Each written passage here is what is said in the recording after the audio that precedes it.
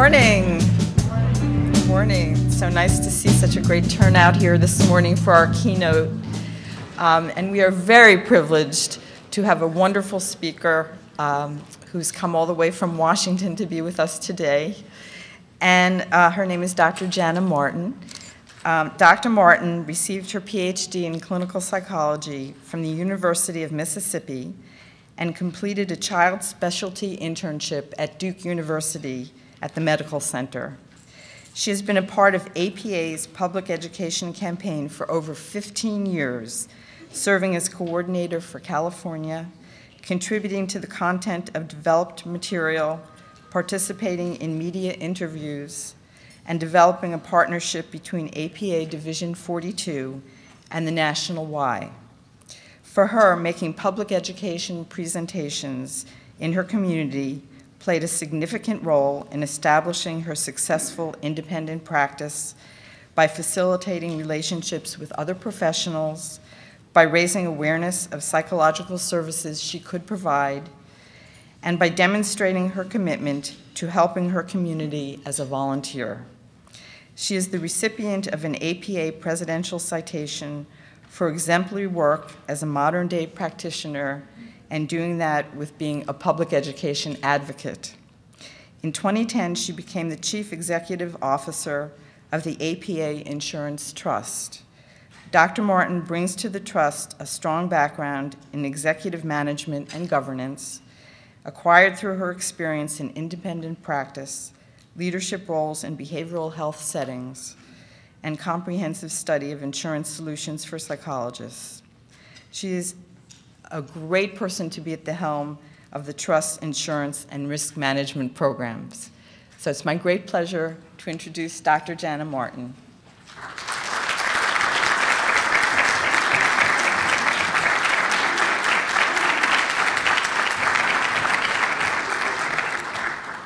Well, good morning. How are you? Great, great. I'm so delighted to be here with you this morning. I moved to the greater DC area, actually Maryland, a couple of years ago from California, after being in California for over 20 years. And it's so nice to come back to a part of the country in DC where my accent is not unusual. I would often start many of my presentations in California by saying, if you notice an accent, it's because I'm from Southern California. Not too many people bought that. But anyway, I'm glad to be here, thrilled and honored to be a part of the Pennsylvania Psychological Association convention. I have long admired many of you in this room that I've known through various interactions with APA in terms of our state associations, state leadership conferences, public education, all of those areas.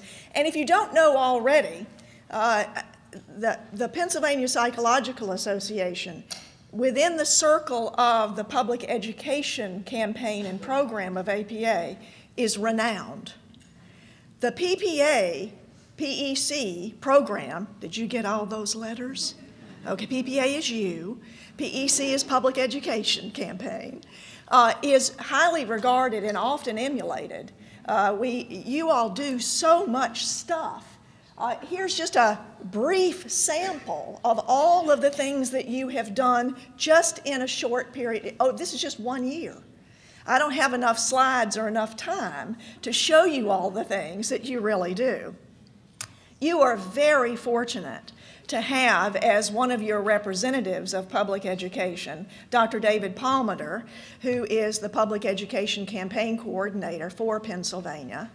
And you're also very fortunate to have Marty Evans, who has really been the sample, yes.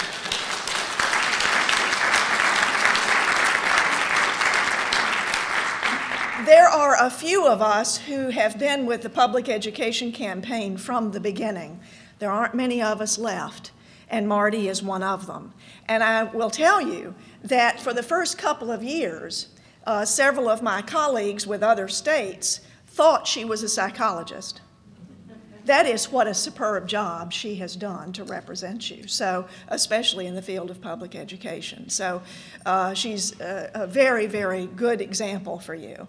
And of course, I can't neglect thanking Tom DeWall, your executive director, for recognizing what an important initiative public education is and making sure that resources and energies are put towards that. And last but not least is Judith. Judith has been a longtime advocate of public education, and the idea that she would include it in her theme for a convention is a tribute to her, but really it's a tribute to the profession, because public education is so vital to the survival of our profession. So, as I said, several of you have been involved in the public education campaign. For me, to be able to stand up here and talk about public education is a real thrill, and I'm so glad you're not insurance people. It's so nice to talk to my friends and my colleagues again. It's really a great pleasure. Let me tell you that I have often been accused of having public education fever, and it is contagious, so please be careful, but not too careful. I hope that each and every one of you gets it today. I hope that the contagion spreads for you to understand the power of public education. Public education benefits everyone. Certainly, it benefits the public. That's first and foremost, that it benefits the public. But it also benefits you as a psychologist, and it benefits our profession, because it allows us to have an entry point to businesses, congressional districts, the Capitol, all different areas, and it allows us to provide the public with things that they can do after they leave a workshop that will improve their lives. It also dramatically reduces the stigma of seeking psychological services. That is a gift to the public. It certainly helps the profession as well. So let me just tell you a little bit about what I've gained in the 15+ years that I've been a part of public education. And again, I could go on and on about it, but I have gained a repertoire of skills and resources that have allowed me to interact with my community and enhance my practice. I've gathered wonderful networking skills and relationships, and in some cases, I've made some very fulfilling new friendships.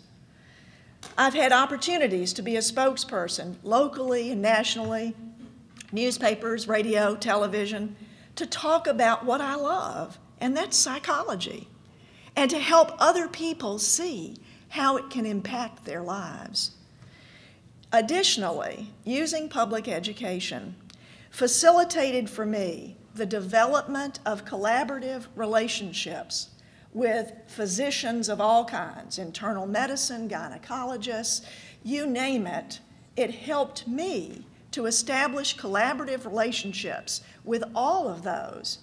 And as a result, my phone never stopped ringing.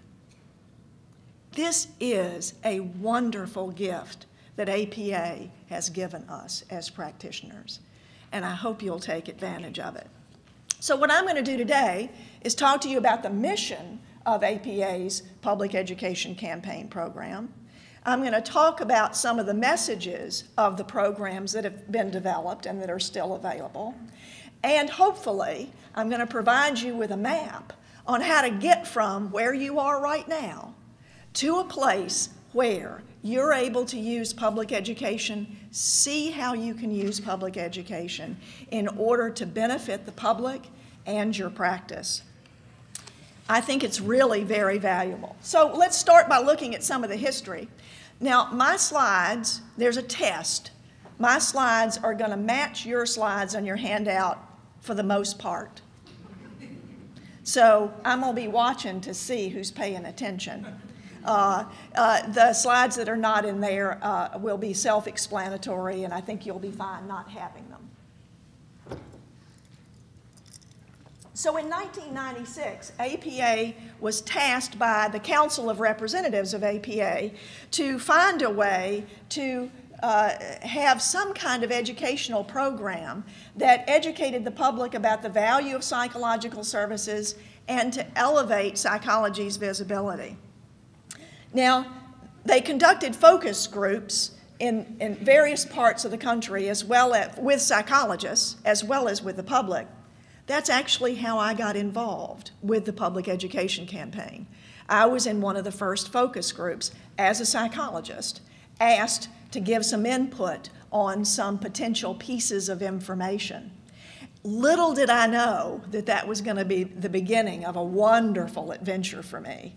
But I really appreciated what they were doing, and I had a few recommendations I wanted to make sure that they followed because I felt like the message needed to be so clear.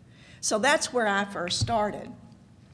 In the conducting of this poll, what APA found, not surprisingly, is that there was a significant gap between what individual members of the public understood about what psychologists do and how they could help with things other than schizophrenia. So this was, again, not that surprising, but at least we had some data to support it. So as a result, APA developed a public education campaign. Now, a lot of people have had criticisms about how the public education campaign just doesn't quite do enough. It doesn't go quite far enough. And I think it's important for us to understand that the program was not conceptualized originally to be an advertising campaign. There's not enough money to be able to do that. Ads cost a lot. And while the campaign has used some ads, because there has not been enough funding to make a full-fledged advertising campaign, APA developed a grassroots network that relates to the public education campaign coordinators that I talked about before. All across the nation, each state has at least one coordinator. And then there are regional networks that are set up. And this is the way that APA thought was the best way to disseminate this kind of information. So the original mission was to educate the public about how the science and application of psychology benefits society and improves lives. And we haven't strayed that much from this mission. You'll see a little bit later there's an updated mission. The very first program was Talk to Someone Who Can Help. And this campaign confronted stigma and tried to encourage individuals with all kinds of issues to feel okay asking for help and talking to someone. And that program, the whole public education campaign program, has evolved from that beginning program to where we are now with Mind, Body, Health and all of its extensions, which we'll get into. The public education campaign is a multi-year, multifaceted program that consists of several social marketing initiatives and targeted public awareness events and campaigns intended to accomplish specific objectives, to accommodate needs that are emerging, because things do change, as we well know. When the public ed campaign started, psychologists were not really on the healthcare front in the way that they are now. And so as needs have emerged, the APA campaign has also transformed and has expanded. All of these objectives, of course, are related to APA's strategic plan. Since the inception of the program, many, many, many psychologists have provided their expertise and talent to community outreach and media activities. As a result, things have changed. The public's perception of psychologists and seeing a psychologist have changed. The program, over the many years, has raised awareness among the public on the value of psychology, again, of not just addressing issues related to mental illness, but also addressing issues on how psychologists can help with everyday issues and can help specifically in dealing with mind-body health. So as I mentioned, there's a network of public education campaign coordinators and then regional coordinators as well. Because the focus groups found that there was this big gap, they did create in 1996 the Talk to Someone Who Can Help campaign. This presented psychologists as professionals who listen and help. And again, the major focus was not so much to promote psychologists, but rather to reduce the stigma of seeking help. Though this campaign received a lot of criticism because it didn't focus on promoting psychologists as someone who can help as directly as we would have wanted them to, it did accomplish the objectives of reducing the stigma. And the public's attitude did shift. They did more focus groups and follow-up polls and found that it did have an impact. This then paved the way for the future programs that could focus on psychologists specifically, as opposed to anyone who can help. The second campaign, Warning Signs, Fight for Your Rights, Take a Stand Against Violence, debuted in April of 1999. It was a bittersweet debut.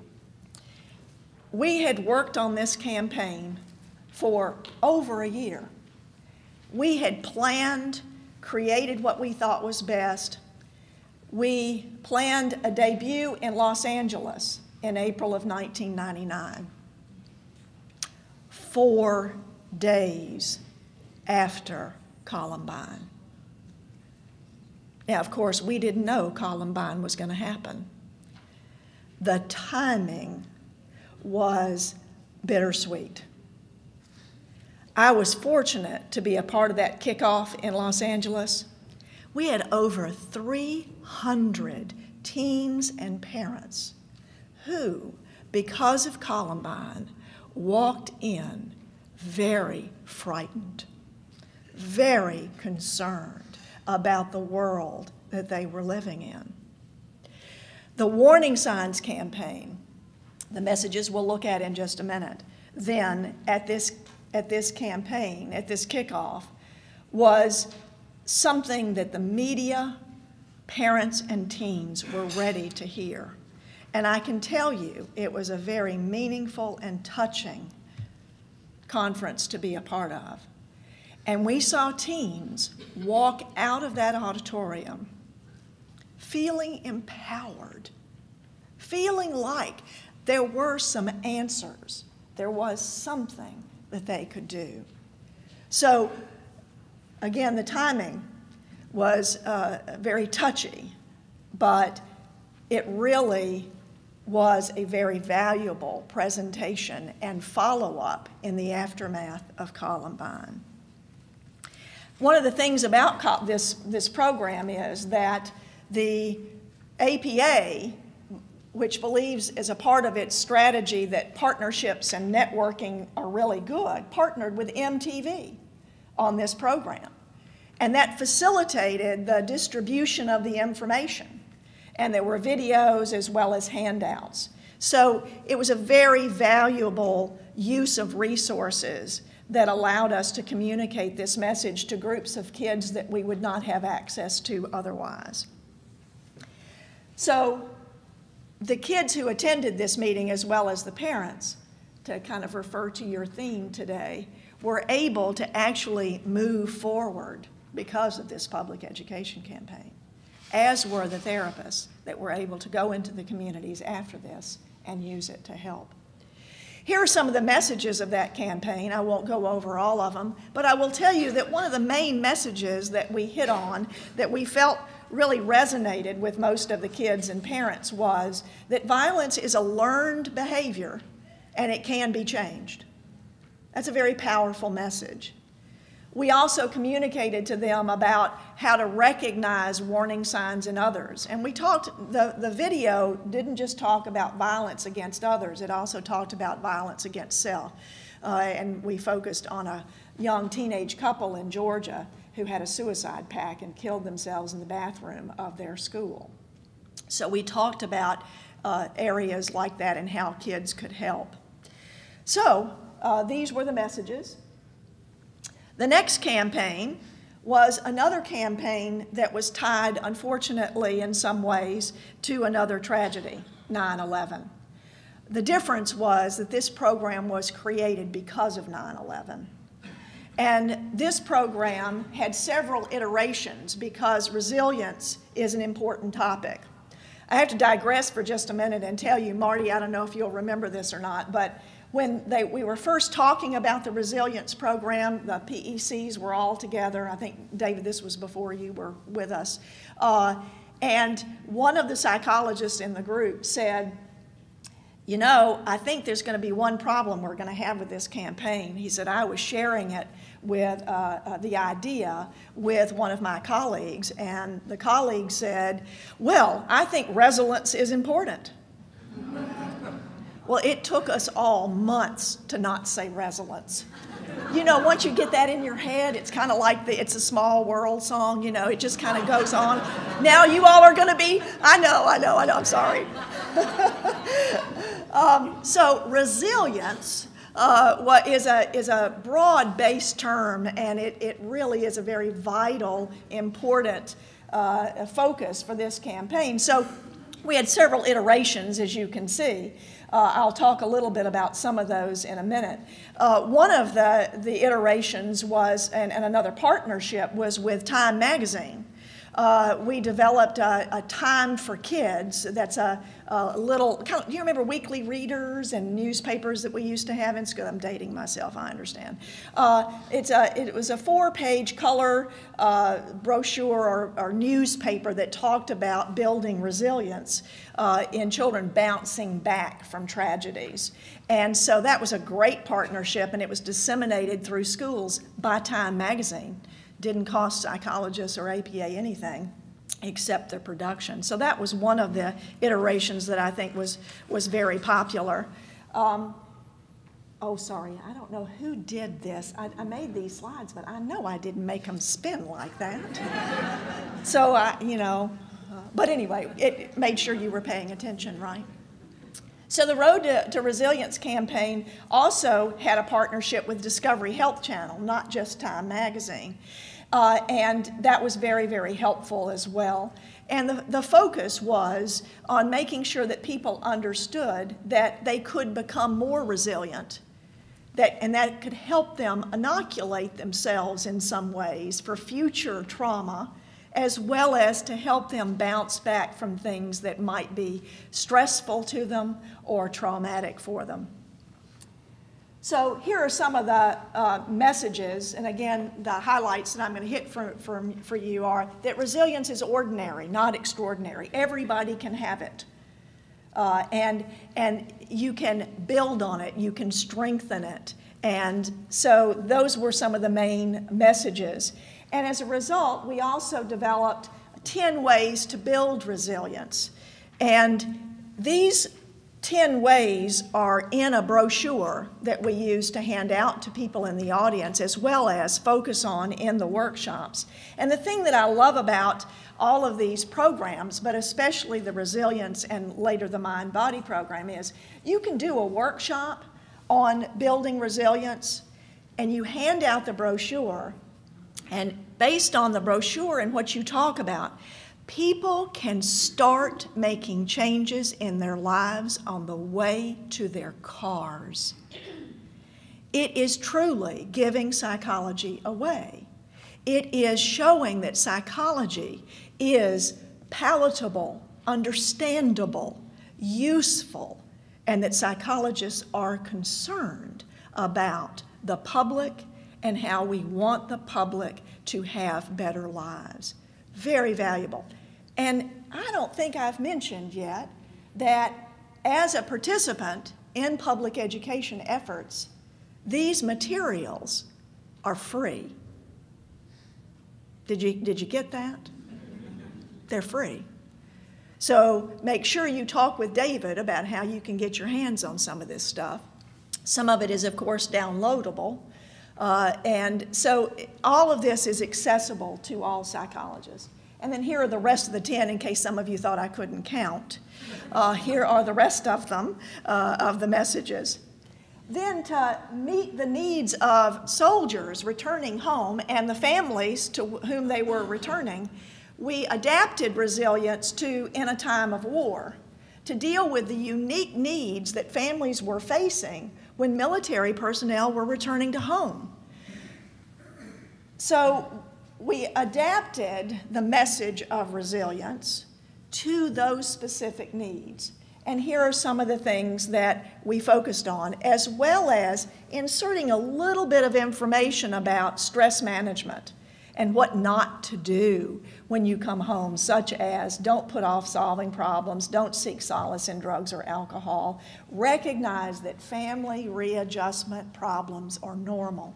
One of the things that we found in going out to the public was that the family members who were left at home had to learn how to do all the things that their partners had done before.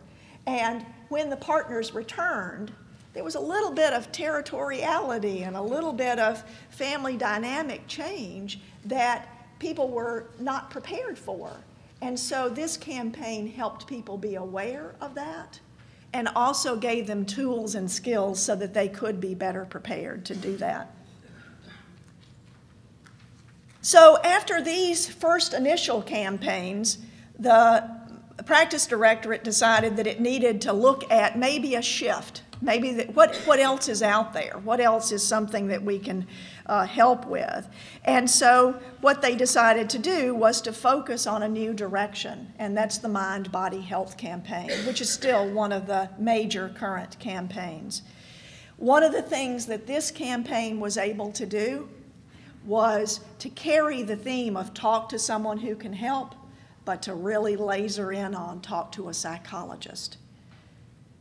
They heard it loud and clear that it needed to be done. So you can see, this is the front of one of the brochures for a healthy mind and body, talk to a psychologist. And here's the brochure.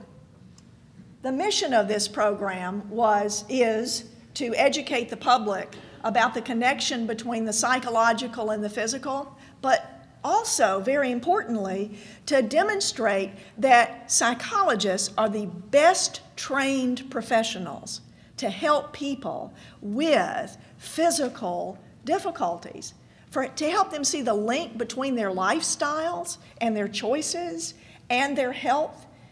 Psychologists are the best trained, and that they're doctorally trained and have a level of expertise that other professionals in the mental health world or in the medical profession don't have. So very valuable as well.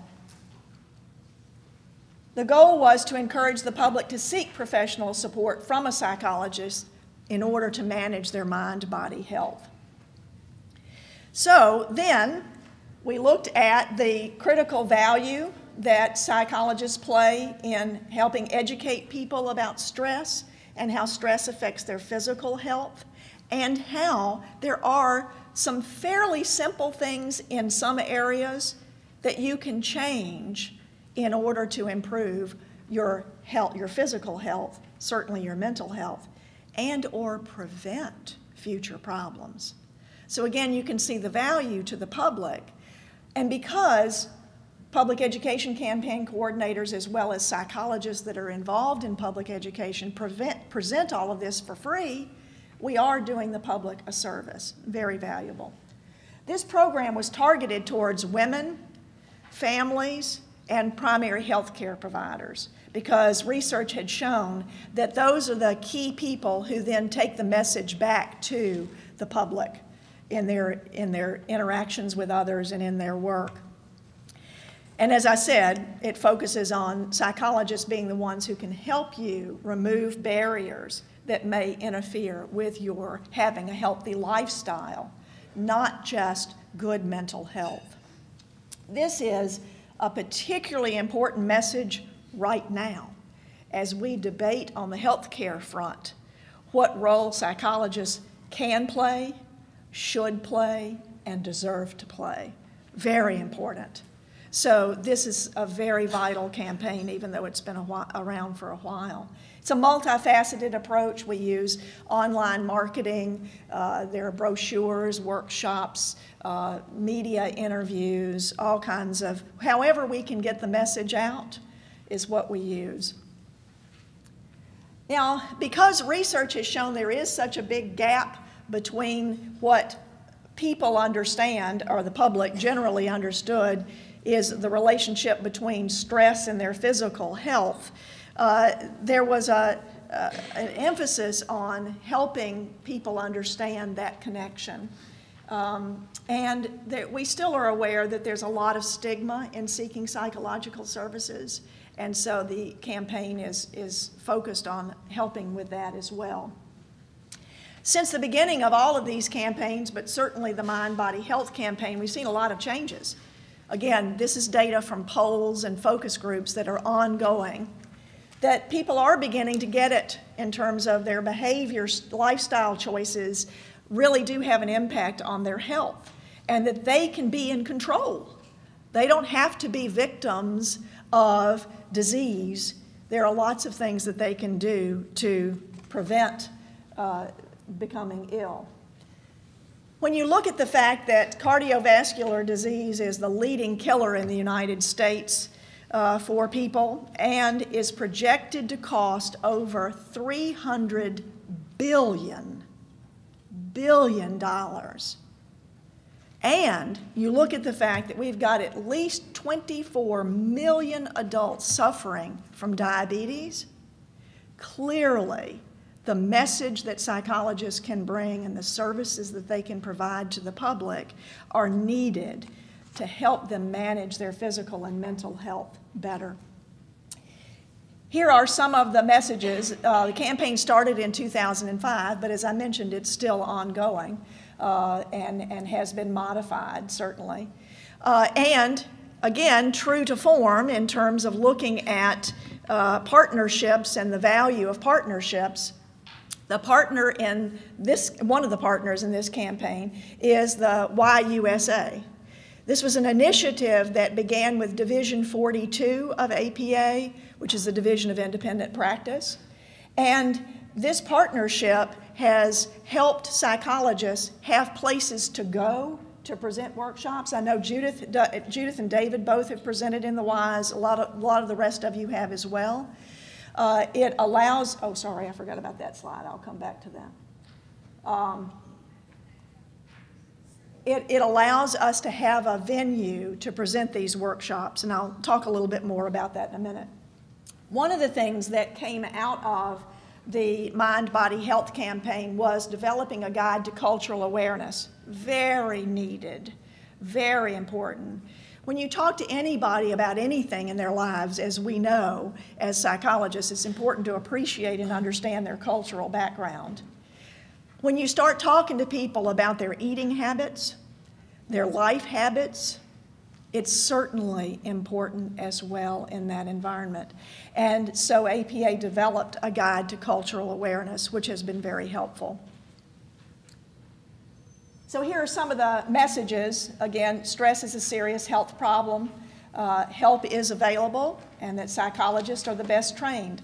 It's a repetition of thought. Psychologists, best trained. Important, very valuable. Several campaign strategies, as I mentioned before. Here's where we did some of the paid media, but a lot of it is also volunteer, partnership development. And then the Stress in America survey. How many of you have heard of the Stress in America survey? Yeah. Back in 2006, the APA decided that it needed to really gather more information about how stress was affecting people. And so they've been commissioning a nationwide survey ever since then. And this information serves as a great entree into talking with reporters. Reporters love this stuff. And right after the results of Stress in America are revealed, there's a flurry of articles in newspapers about stress and what the findings are. And so it has become a yearly event for APA to do this and help people understand the long-term impact. So here are some of the things that we've found out. 47% of the general population is concerned with the level of stress in their lives. And adults who experience high levels of stress rate their mental and physical health lower than those not experiencing stress. So clearly, this kind of campaign, this kind of networking is important. And as I referred to just a moment ago, the partnership with the Y gives us access on another level. Not only do we talk about stress, but it gives us an opportunity to share information with parents and with kids on healthy eating. One of the surveys one of the presentations that has been co-branded between the Y and APA focuses on how to provide healthy eating for your children. We initially were going to call it How to Fight Obesity, and then we figured nobody would come. So we had to be a little bit more strategic about the way that it was presented. And healthy families, healthy eating, healthy habits is very appealing. You're not embarrassed, you're not admitting anything except that you want to make your family more healthy. And so these are the campaigns that have been lodged all across, not just in Ys, but certainly in Ys. If you think about it, there are 2,600 Ys in the United States. And they have access to over 20 million people. And so putting the public ed campaign of Mind, Body, Health in those Ys allows us a great medium to facilitate that message. They promote you too. They do promote you. That's exactly right. You're right. So there are lots of resources about mind, body, health available to psychologists. There's an online toolkit at apa.org, template materials, all that free stuff I was referring to a little bit earlier. There are consumer materials, Talk to a Psychologist brochure, brochures on resilience, Help Center bookmarks, fact sheets on all of these various topics. APA is also using social media to get the message out, to broaden the strategy, and to talk about, Facebook, Twitter, YouTube, you name it, it's being used to reach people. In 2010, Council of Representatives of APA talked to APA Practice Directorate again and said, we're going to reauthorize funding for this important initiative. It had been reauthorized a little bit a few years before that as well, but this time there was an additional piece to it, and that was that they wanted the Practice Directorate and the Public Education Campaign to contain information about the science of psychology and how many of the recommendations that are perpetuated in these materials are rooted in science, and that psychology can be viewed as a STEM discipline.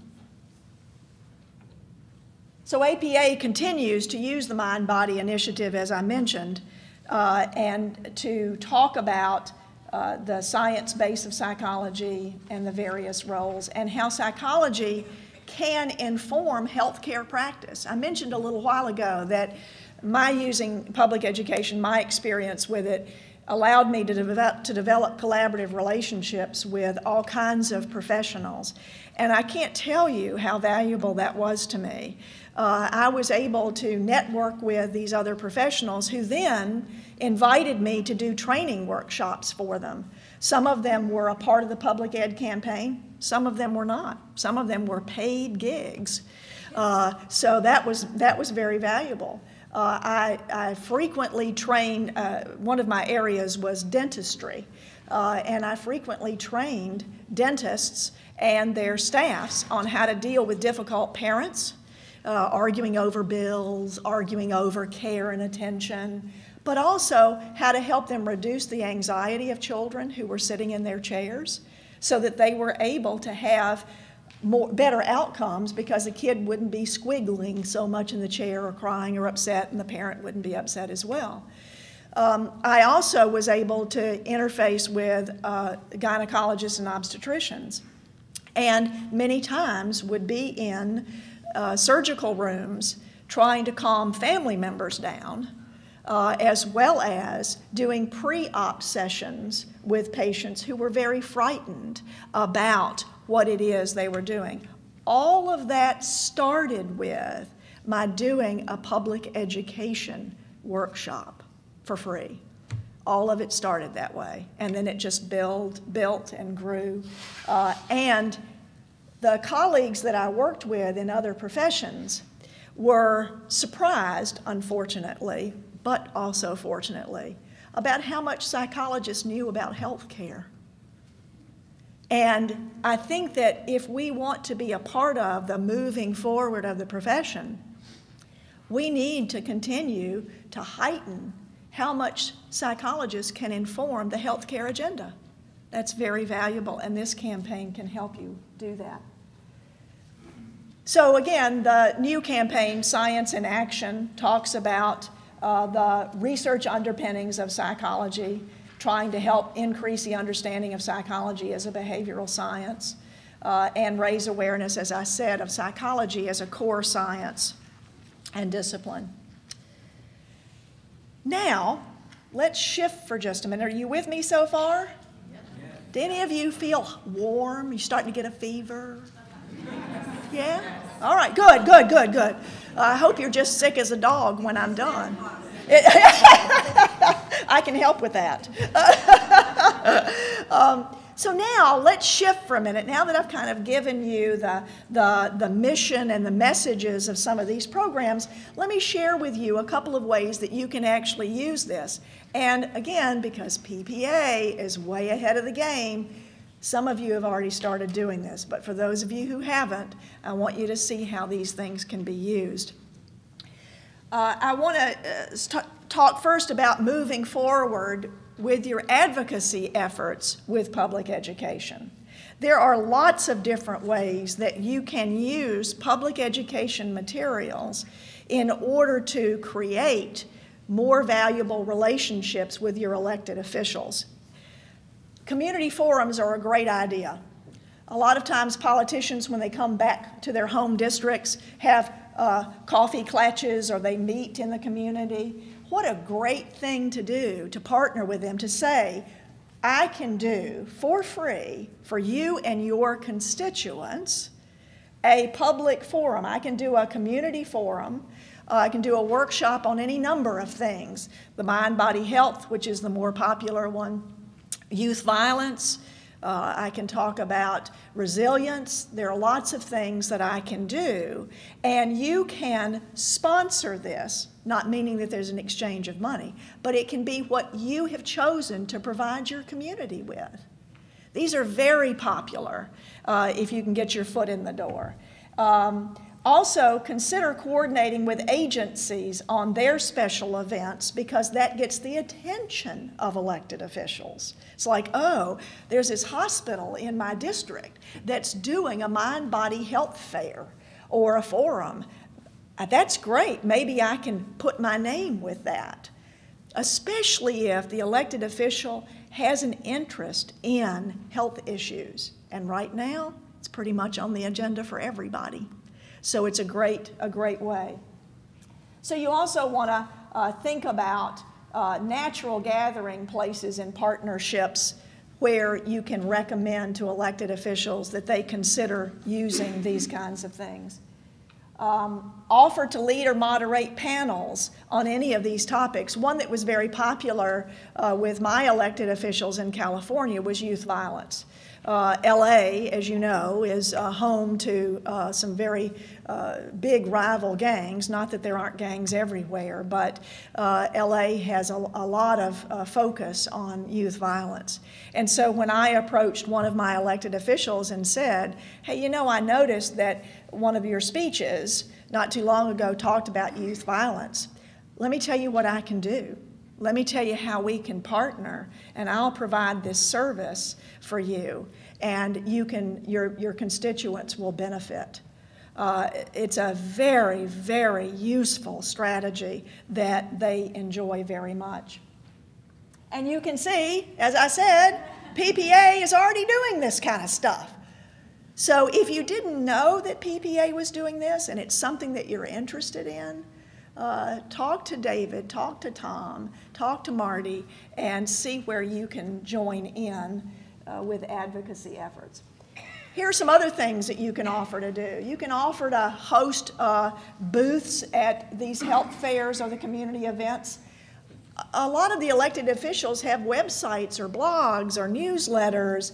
You can offer to write up something for those blogs or newsletters that, again, are for the benefit of their constituents. Sometimes politicians appear on cable TV. You can offer to go on cable TV with them. I did an interview with one of my elected officials on a cable TV program. Now, I'm not sure how many people, except those with insomnia, watched it. But we set it up as an interview. And what was fun about it was, of course, we planned it way in advance, was she interviewed me and I interviewed her, so that we were able to bring out the strengths that each of us had in our interests and meld that together. It was great, and it was a lot of fun. It really was. You also can offer them ideas for giveaways, CDs or jump drives that have information, public education information on them. How many of you know what I mean by brains? Yes, some of you who are good public ed folks, the squishy brains that we used when the resilience campaign first came out. You can offer to, you can say, you know, hey, would you like some brains? Well, that's probably not the best way to say it, right? But you know what I mean. You can offer a speakers bureau because you have connections. You know what your colleagues' levels of expertise are, their strength areas. You can say, hey, I have a colleague who knows all about post-traumatic stress disorder. If you want to do something on that, let me connect you with that person. Also, you can suggest that they design special days in their communities. We did this through the LA County Psychological Association. Dr. Pam Harmel, when she was president, decided that this would be one of her initiatives. And so we had a psychology in the LA Community Day, and we did 5 public education workshops simultaneously in 5 different parts of the county. And one of them was in a legislator's office. And so we did others we did one in a temple, we did one in a Y, of course, several other settings, and we got a lot of press about this because there were 5 that were going on the same time in different parts, so people could go to different parts of the county. The elected official that I worked with was ecstatic to be able to do this, and actually gave a proclamation to LACPA for their being so aware of the needs of the community, and we got a lot of press out of that as well, which helped the public. So again, lots of creative things that you can do. In order to establish a good collaborative relationship with a legislator, though, you have to do your homework. You have to be aware of what their agendas are. What is it that are their pet projects? What is it that they're really interested in? And that then allows you to kind of identify that hook. Oh, I know you're interested in such and such. Here's how I can help you. California Psychological Association many, many years ago developed a handout, a brochure on how to deal with difficult constituents. Well, we couldn't print those fast enough. People were very interested. Oh yeah, I know this person. Yeah, you know, they could pick out the characters, even though of course they were anonymous, and that's very helpful to them as well. You can also invite some of their staff to other events. If you're doing a presentation, let's say to a women's group, and you're talking about mind-body health, invite one of the staff members of an elected official to come to that workshop. Let them hear how good it is, and then slip them your card and say, you know, I could do this for Senator so-and-so. It works. It works. And of course, you know the, if you will, hidden agenda. Once you establish that relationship, you're educating those elected officials on how important psychology is to the public. You're educating them on how psychologists are valuable experts for them to use when they're looking at their agendas, when they're looking at legislation. And then if there's something that's coming down the pike that directly affects psychology, you have a built-in relationship instead of just going to them when you're in crisis. It's very valuable. Here's a picture of the Georgia Psychological Association at the state capitol. They had a mind-body fair at the state capitol. And a lot of, and this probably won't surprise you, a lot of the folks that stopped by and spent a long time talking to them were the staffers of the elected officials, who have a very stressful job, very stressful. So, again, it's another way for visibility for the profession. So here's some other ideas. Send testimonials, news clip, not testimonials of clients, I'll tell you, as the trust CEO, don't do that. But news clippings, but you can also say, you know, if you can get an elected official to say, it was really beneficial for my constituents to hear this workshop on mind-body health, that's gold. That's really gold. Emphasize the win-win. And if you have the budget, as an association, you can try to co-sponsor some events for elected officials. But you do have to watch the tax status there. You want to highlight the benefits of the partnership to elected officials. Oh, you know, that we can have increased press coverage, enhanced appeal with a focus on your concern for your constituents, and it helps legislators have a better image of being solution-focused because they're providing solutions to their constituents of how to solve problems of everyday needs. So there are lots of advantages for us to be able to work with legislators and other elected officials, mayors, tons of folks in the community that will, it's a wonderful place to introduce public education and reach the public. It really filters down quite well. One of the things I would emphasize too to the staff is, you know, it'll minimize your work. I've got all the information. I've got the flyers. I can do most of this for you, and so that makes it more attractive. So you can see how it can be used with advocacy efforts, right? This is where you say yes? Yes. Okay, great. Thank you. So what about moving forward with public education in other ways? What about moving forward with your practice and with the profession? Now, I have to make a disclaimer right up front. The public education campaign was not developed to improve your private practice, but it does. So it's important for you to see the advantages of using public education. APA staff are not able to talk about how the public ed campaign can benefit your practice, but Jana Martin can, and that's what I'm going to do. So, community presentations are very important. Many of you do this already. You can do presentations at your local library, the public school. One of the things I did in my community when my kids were growing up was, of course, I joined the PTA. And after those of you who have been on the PTA know that when fresh meat walks in the door, they're looking for who's going to be in charge of the gift wrap sales. Well, I didn't want to do that. So what I said was, I've got another idea. Do you have a health committee? Well, no. What would we need a health committee for? Well, I can tell you.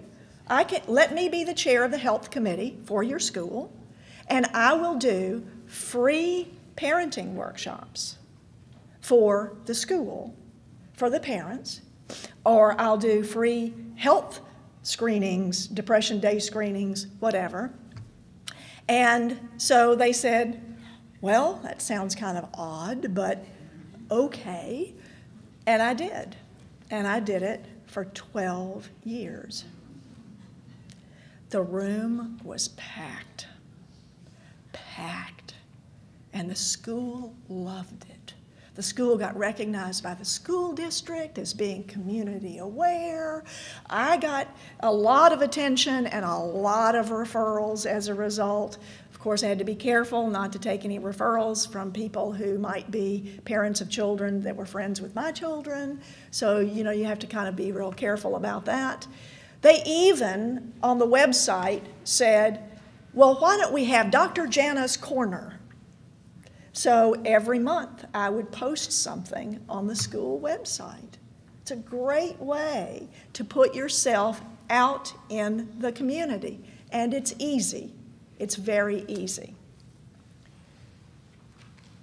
There are lots of brochures that are available, as I've mentioned. You can have them in your waiting room for your clients or patients. Send them in mailings. Send them to news reporters. Let them know, hey, did you know about this? I'd be happy to talk to you about this. Those are all very important.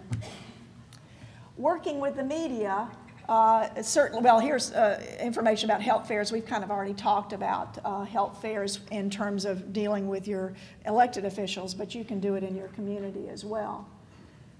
Using the media, you can use news cycle opportunities for sending information to reporters, especially if you've done your homework and you've established a good relationship with a few reporters in your local community. And APA has a series of natural opportunities. I'll show you. I'll come back. So here are some. And again, PPA does this already. Here's a sample of what they do on a regular basis to inform the public through the media. So you can do it as a psychologist as well in the communities in which you're most familiar. You can use a promotion of Stress in America survey. Again, that's a great way to open the door. Hey, I've got some information on stress. Well, reporters are very interested in it because they are very stressed themselves. And I've had a reporter tell me once after doing an interview, oh, I feel so much better. Like, well, great.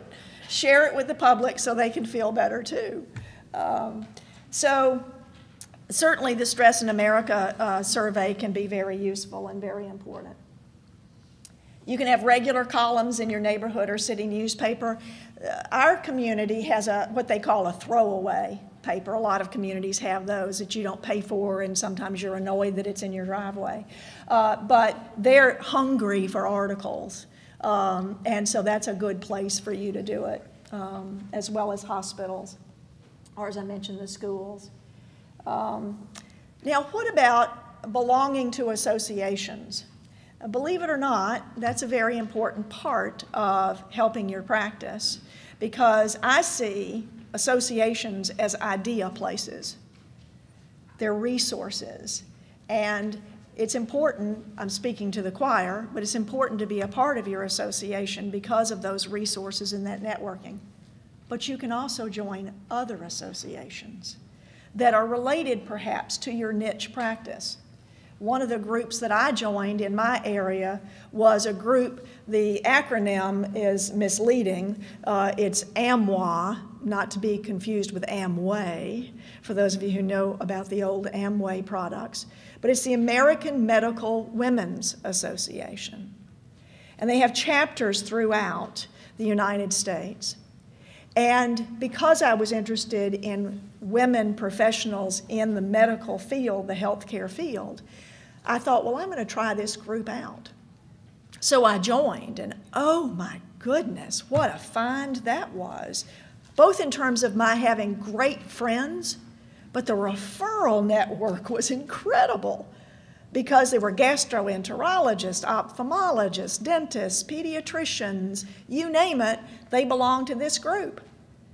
And they viewed me as a medical professional. And I did workshops for them and then did workshops for their staff, and you can see how the momentum goes. But again, we're talking about your practice.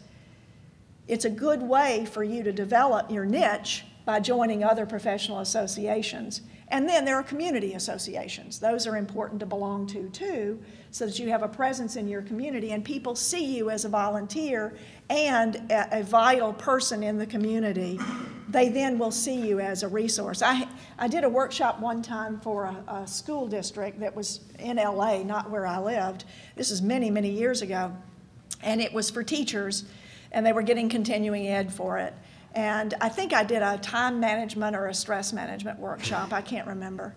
And about 2 years after that presentation, I got a phone call from a woman who was a teacher in LA, and she said, you know, I attended a workshop that you did about 2 years ago on time and stress management, and I'd like to come and see you for therapy.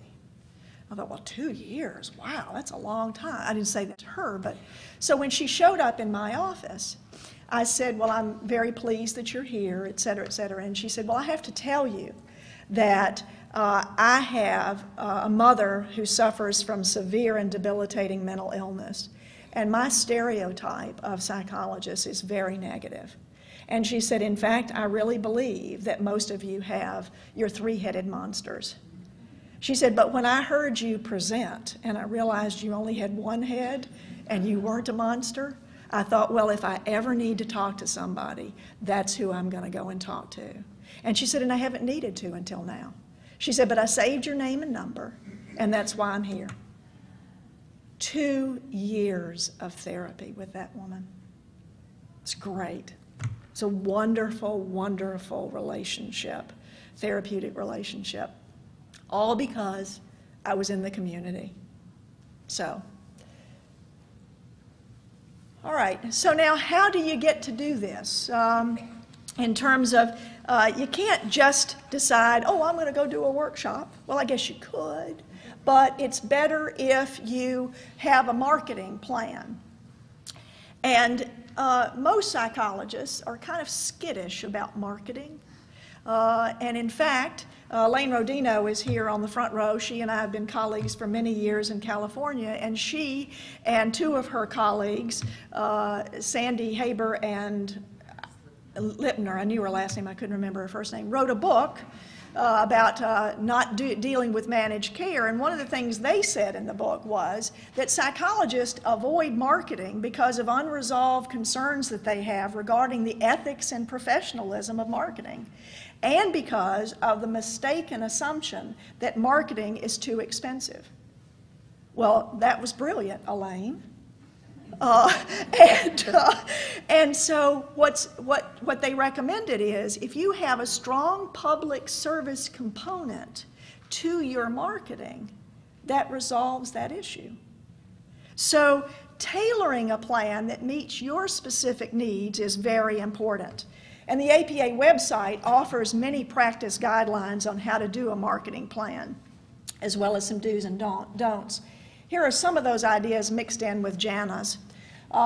It's really important to distribute written information, to have your 30-second description of what you do, and I think that that's a wonderful thing, and I'm going to call on Pauline right now because Pauline and I have also worked together, and she's been very involved in public education, and one of the things that you always say is focus. Everyone's favorite radio station is WIIFM.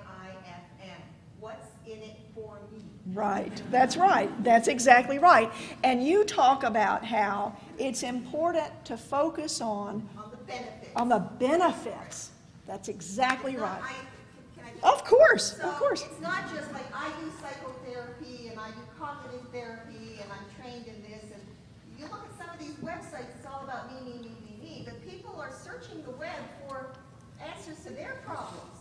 You know, can you help me with my kids? Can you help me with my husband?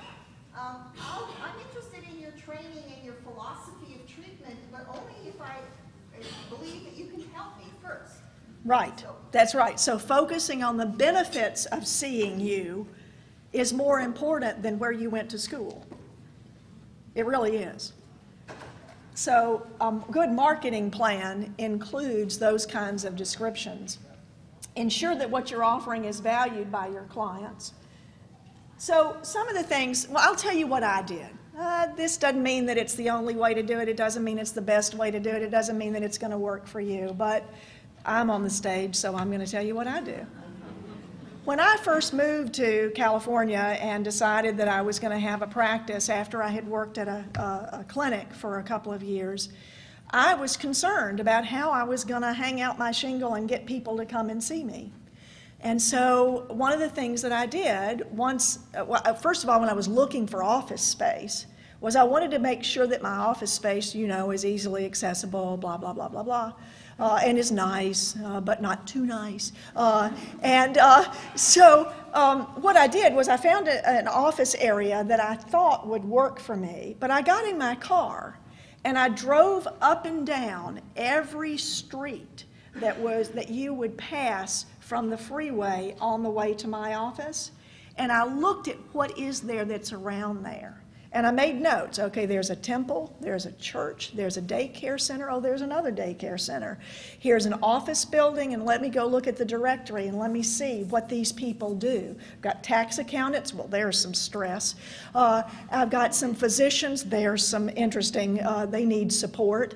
Attorneys, no comment. And so I drove around and thought, okay, this is my new community. And so I need to figure out how it is I can link with these people that are in my community. And so one of the things that I did was I brainstormed on possible needs of the community. So, for example, daycare center, parents, sleepless nights, frustrated sibling rivalry, concern about whether their kids are going to be successful, helping with assessment of some of the issues. Those are all things I can do. So I developed some talking points. I called up the director, I'd never met her before, of the preschool and said, my name is Jana Martin, and I'm new in the business community. I wonder if you could spare me 15 or 30 minutes of your time for me to talk to you about some free services that I can provide for the families that you work with, and I could probably also help your teachers. Well, it turns out that she said yes. She could easily have said no, at which point then I would have mailed her those things and called her later and would have kind of stalked the playground. You know, you have to be careful, but you have to take some risks. So I went and met with her and said, you know, I bet you have a child here who, and then I described some typical behaviors of preschoolers that drive teachers crazy. And I bet you have a parent who, and she goes, have you met these people? No, but this is not uncommon, and here are some things that I can do to help you. Well, luck was on my side. She said, great, let's try you out. We'll do a workshop, see how it works. We did a workshop. It was successful. She happened to be, it was a daycare center that was affiliated with a church. She happened to be chair of an inter-church agency network of all directors in that county area of preschools. Bingo! So I could drive to those other daycare centers and do other workshops. And then I did trainings for the executive directors who needed help on strategic planning. So you get my point. Brainstorm on what are some possible needs of these places that are around me. How can I introduce myself by meeting a need that I know they have? How can your skills facilitate their progress? And then the other thing I did was I talked to other career professionals. So for example, there was an office down the street which was, it was in the legal field, but they weren't all attorneys. They provided consultation experts to law firms. So I talked to a couple of attorneys and said, okay, tell me what you think some of the problems might be that people working in this office might have. He helped me think of things I wouldn't have thought of. So then those were my talking points. And I was able to do trainings for them, and I was hired as an expert that they referred to law firms. You see the connectedness? It's like dominoes. I mean, it really is. So think about that. You can call human resource departments about companies. There was a VA hospital down the street from my office, big VA hospital.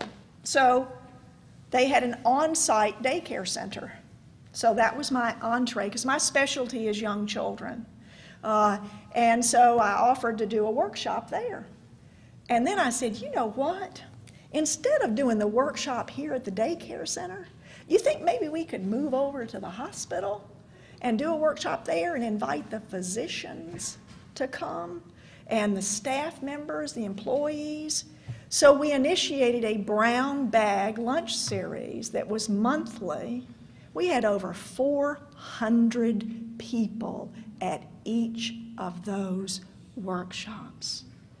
The message about psychology was out there. It was great. Did it benefit me? Oh, yeah.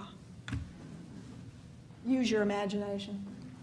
So, what's important is to remember the importance of connections. Whoever it is that you make a connection with, whoever it is that you help knows somebody else who could probably use your help too.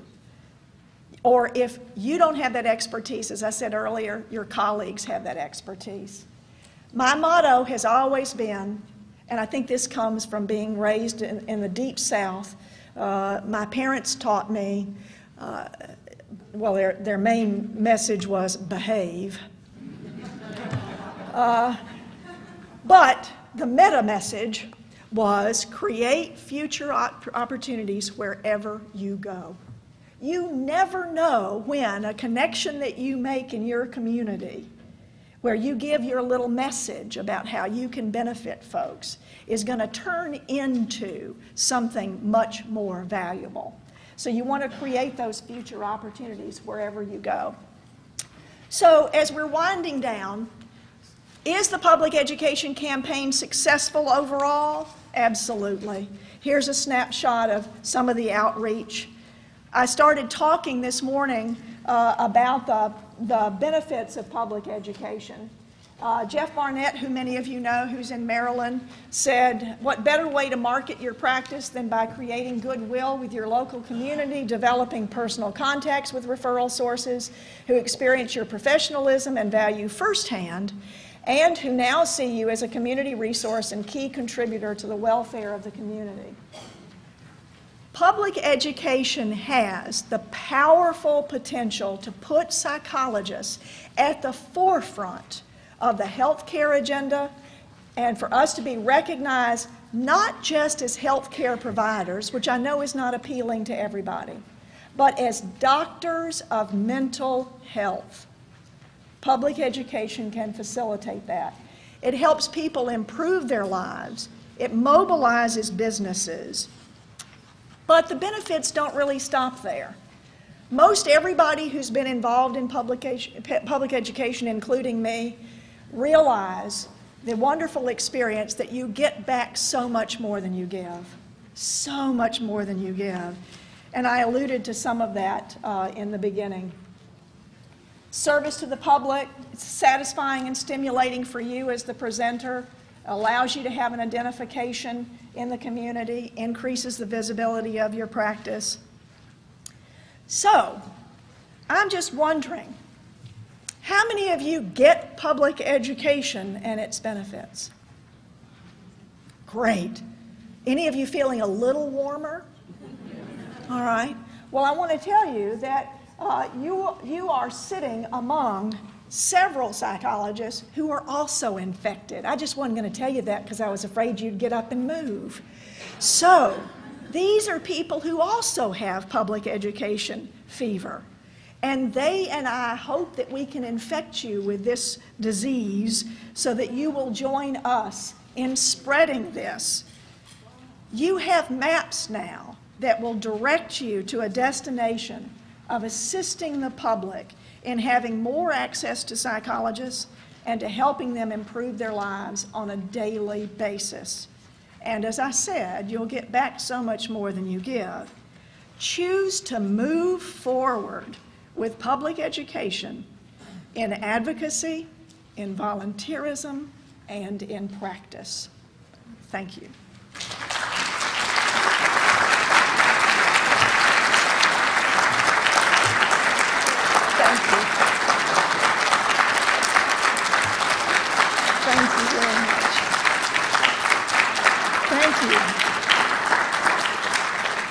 Thank you very, very much. Before I move off the stage, I'd like to share one other thing with you. Many people have asked me, now that I'm CEO of the Trust, so do you miss being involved in public education? And my answer is, when you got the fever, you don't stop. You just don't stop. Now, it's been a bit more challenging in the environment that I'm in to try to figure out how to use public education. But then it occurred to me, the Trust is all about protecting psychologists. And public education is about helping and protecting the public and the profession of psychology. And so, how can we merge those two things together? So what we've done is we've incorporated public statements about psychologists on shopping bags. And we debuted them at the APA convention last year. So now think about this. As a psychologist, and you can let family members borrow them, you're going out doing your shopping, and as you're doing that, you're promoting the value of psychologists. We have 3 statements that we've incorporated. And I'll show them to you in a minute. One of the things we're debuting at the APA conference is our new bag. And so one of the things that I wanted to also highlight is that the Pennsylvania Psychological Association has entered into a partnership and endorsement of the Trust. And I wanted to thank you for that. And so I thought, well, what could I do as a show of my appreciation and recognition of this partnership, especially given Judith's theme of public education? And then I thought, well, I'll give you all a sneak peek at the bags. So here are we. This year we're doing drawstring backpacks. And so we've got psychologists, doctors trained to listen, psychologists bringing health to mind, and psychologists, the people experts.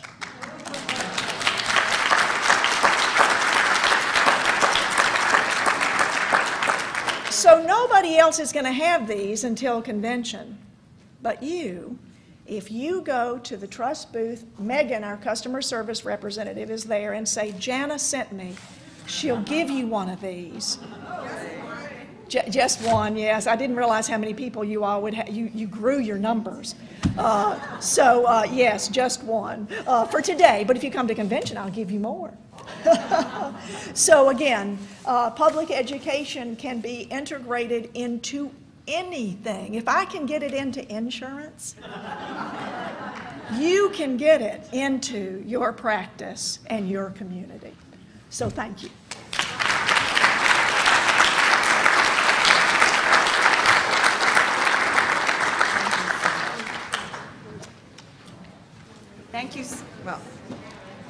Thank you so much for a wonderful presentation. I feel the warmth rising and rising in the room, and I think you